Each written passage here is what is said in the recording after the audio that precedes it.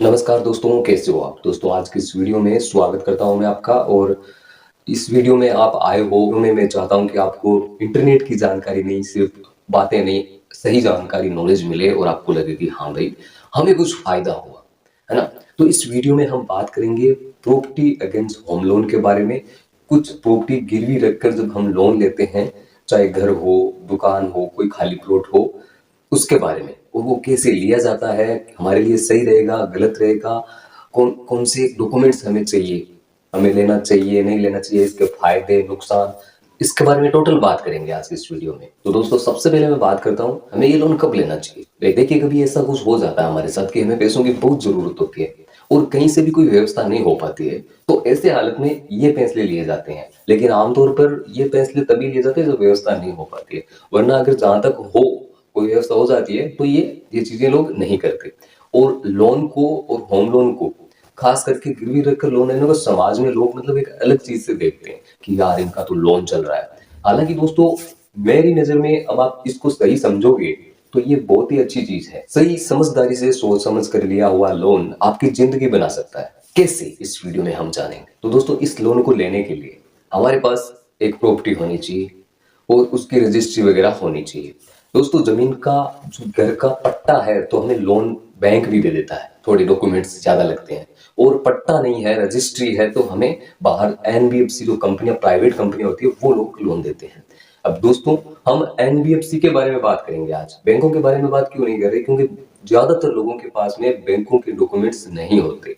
ये सच्चाई है, बहुत सारे लोगों के पास नहीं होते। वो इतना कुछ उनको दे ही नहीं पाते जितना डॉक्यूमेंट्स वो मांगते हैं। लेकिन जो बाहर प्राइवेट कंपनियां होती है, उनका ब्याज थोड़ा ज्यादा होता है, लेकिन कम कागज कार्रवाई में बहुत आसानी से ये लोन दे देते हैं, इसलिए हम इनकी बात करेंगे। तो दोस्तों, यहाँ पर हमारे पास रजिस्ट्री होनी चाहिए, एड्रेस पत्ते के अंदर हमारे जो आधार कार्ड, पैन कार्ड, वो भी होने चाहिए। हमारा लाइट बिल वगैरह होना चाहिए, जो हमारा अकाउंट है बैंक का, उसका 6 महीने का या 12 महीने का स्टेटमेंट लगेगा, तो वो हमारे पास होना चाहिए। एक कोई आय का स्रोत होना चाहिए कि भाई आप क्या काम करते हो, अगर आप इस कंपनी से लोन ले रहे हो तो कैसे चुका रहे हो, उसके बारे में बताना होता है। और दोस्तों, ये जब लोन लेते हैं तो कुछ खर्चा भी आता है, जैसे इनके आप लेने जाओगे, लॉग इन कराओगे तो आपको थोड़ा पैसा लगेगा, 2-3 हजार के करीब। फिर वैल्यूएशन चार्ज, ऐसा करके इसके चार्ज कटते हैं। तो 15-20, एक 5 लाख के एवरेज लोन में आपका 15-16 हजार रुपये खर्च हो जाता है। ये चीजें आपको इंटरनेट पर नहीं मिलती आसानी से, है ना? ये हम बात कर रहे हैं क्योंकि ये प्रैक्टिकल चीज है, हम बात करेंगे, ये जमीनी हकीकत से बात करेंगे, है ना? इसके बाद में दोस्तों, आपका सारा डॉक्यूमेंट्स हो जाता है तो 15-20 दिन में आपका काम पूरा हो जाता है और पैसे आपके अकाउंट में आ जाते हैं। यहाँ पर आपको इंश्योरेंस का भी पूछा जाता है, तो लोन का भी इंश्योरेंस होता है।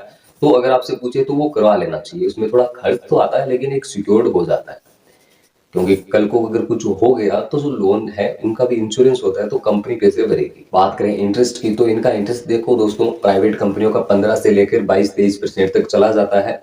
कुछ कंपनियां ऐसी भी होती है जिनका 30-30 तक चला जाता है, तो वो हमें देखना है। ये जो ब्याज लगता है हमारा बैंकों में, ये हमारे सिविल स्कोर पर लगता है, हमारी वो प्रोफाइल देखकर लगता है। अगर आपका अच्छा सिविल स्कोर है, आपने पहले बहुत लोन लिए नहीं है, अगर लिया है तो टाइम से चुका दिया है, और कुछ छोटे मोटे कोई प्रोडक्ट लिए हैं, बजाज फाइनेंस ऐसे कुछ, अगर वो भी दे दिए हैं, आपका सही है अकाउंट, तो ब्याज बिल्कुल कम लगेगा, ज्यादा नहीं लगेगा। लेकिन अगर आपका खाता पहले से खराब है तो ऐसी हालत में या तो रिजेक्ट हो जाएगा या ब्याज थोड़ा ज्यादा लगेगा। तो दोस्तों, हमने चार्जेस जो खर्चा आएगा उसके बारे में बात करी, ब्याज के बारे में बात कर ली, डॉक्यूमेंट लगभग आपको पता चल गया। बाकी ऐसे डॉक्यूमेंट मांगे जाएंगे जो आपको आसानी से मिल जाएंगे, ज्यादा कुछ नहीं होगा। अब बात करते हैं, जो प्रॉपर्टी के पेपर्स हैं वो आपको कंपनी को देने पड़ेंगे, वो उनके पास रहेंगे। अगर बाई चांस कभी आपको कुछ जरूरत पड़े तो वो आपको कॉपी निकाल कर दे देंगे और ये सब चलेगा। दोस्तों, इसमें यह भी होता है कि आप किस्त ड्यू करते हो तो आपको चार्ज लगता है। जैसे किसी, अभी एस के फाइनेंस की मैं बात करता हूँ उदाहरण के तौर पर, तो उनका 500 रुपये चार्ज लगता है और ब्याज भी लगता है साथ में। और इसके अंदर एक चीज और होती है, जब आप किस्त ड्यू करते हो ना, आपके अकाउंट में पैसा किस्त कटने वाले दिन नहीं होता है, तो बैंक का भी एक 300 रुपये का चार्ज है, जैसे एसबीआई बैंक काटता है, तो ये भी कट जाता है। हम सोचते हैं यार ये 300 रुपये कैसे कटे, तो ये 300 रुपये हमारी बैंक काट लेता है, क्योंकि हमने जब लोन लिया था तो बैंक को बोला था कि इस दिन ये फलानी कंपनी हमारे खाते से इतना पैसा काटेगी, तो बैंक भी वो रजिस्टर करती है। उसके बाद में जिस दिन पैसा नहीं होता है, वो कंपनी आती है, खाते में पैसा नहीं होता है तो बैंक भी काट लेता है। ये चीजें भी है। इसे नाच चार्ज बोलते हैं।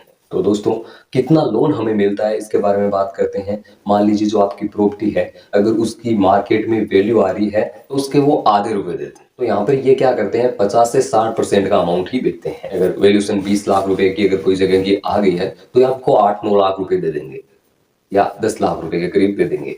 ये इतना ही कुछ होता है, हकीकत बात बता रहा हूँ। अब दोस्तों हम बात करते हैं कि ये लोन सही है या गलत है, हमें लेना चाहिए नहीं लेना चाहिए, इसके बारे में जो मैंने आपको पहले बताया था कि मैं इसके बारे में बात करूंगा। और ये बहुत जरूरी चीज है इसके बारे में, जो कि समाज में कुछ चीजें फैली हुई है ना, उनको भी आप टूट जाती है जब मैं आपको बताने वाला हूँ। देखो दोस्तों, ये लोन आप ले रहे हो, आप कहीं से मतलब बाहर से आप लोन ले रहे हो। एक तो उनका ब्याज ज्यादा है, और आपने मान लीजिए कहीं से 1 लाख रुपए या 2 लाख रुपए लिए।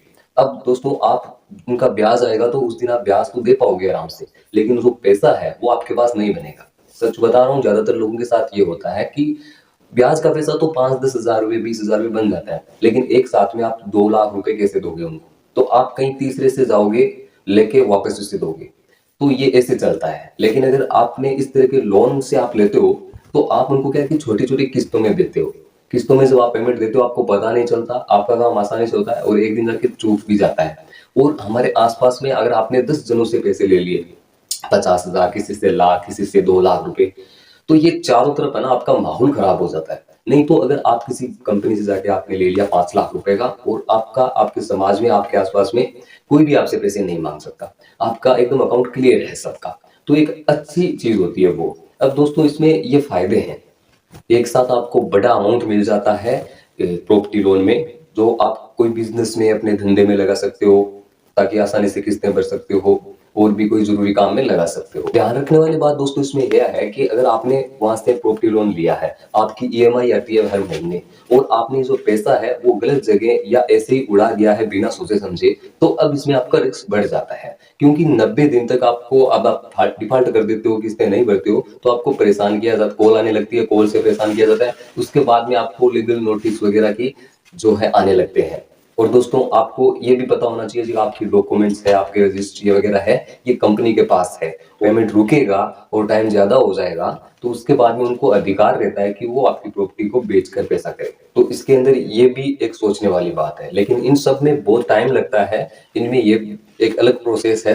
ऐसे नहीं होता कि अगर आपने 90 दिन तक पेमेंट नहीं किया तुरंत आपका ऐसा बेच दिया जाएगा। ज्यादातर जहाँ पे हमने सुना है कि होता है कि अगर आप टाइम से पैसे नहीं चुकाते हो, आप किस्त नहीं भरते हो, तो आपके घर को बेच दिया जाता है या आपकी प्रॉपर्टी को बेच दिया जाता है। ऐसा नहीं होता, इसमें काफी लंबा टाइम लगता है, और उसके अंदर भी उनके अंदर छूट होती है। अगर आप टाइम से पैसे दे सकते हो तो आपके पास जितना है उतना देकर आप अपना जो टाइम पीरियड ले सकते हो आगे। तो दोस्तों जैसा मैंने बताया है, इस चीज को सही सोच समझ कर लिया जाए और सही काम पर लगाया जाए तो ये आपके लिए काफी मददगार चीज साबित हो सकती है।